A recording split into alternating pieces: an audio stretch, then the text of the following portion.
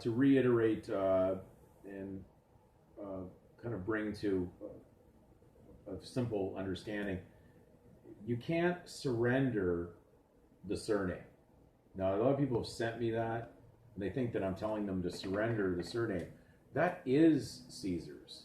So you render that to them. That's theirs, but it's not yours. When you the only thing that makes it yours is when you attach your private name to it. So hopefully that is clearly understood there. When John claims Smith, he's in form. That's why we have informants. Your parents were in form when they filled out the statement of birth record. I haven't run into anybody who never filled out their parents never filled out the given name to allow them to choose and put non-transferable in the given name box or private. But overall, when you don't comprehend that concept, you're still in misconception.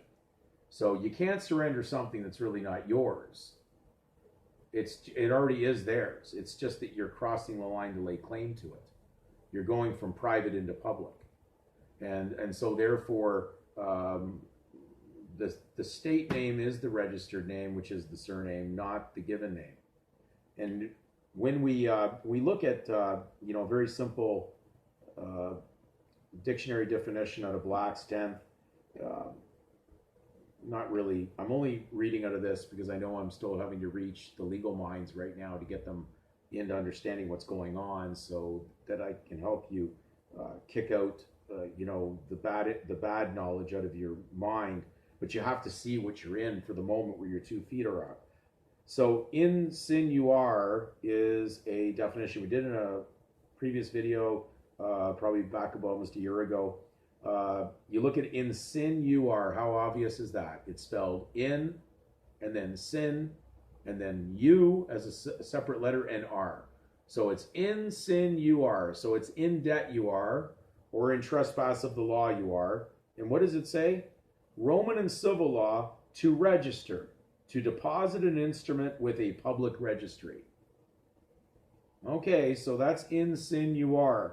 Insinuatio, Latin, information or suggestion. So surnames are only suppositions, as we had read in a previous video under the UN handbook on birth registration, that mentioned that anything was underlined on the statement of birth records filled in by the parents was nothing more than a supposition.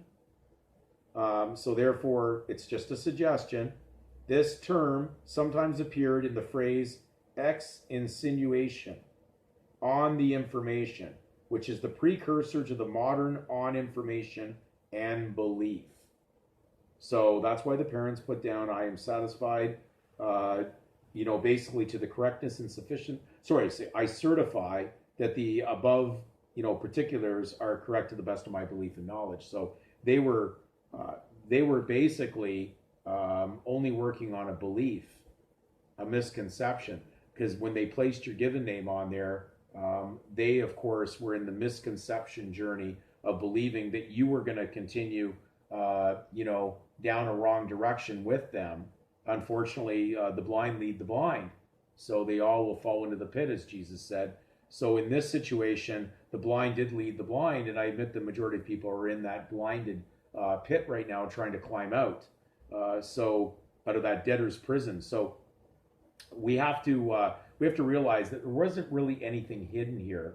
The knowledge is out there. If you're looking for it, you can find it. But how more obvious that the public registry was dealt with by the Roman civil law is insinuar.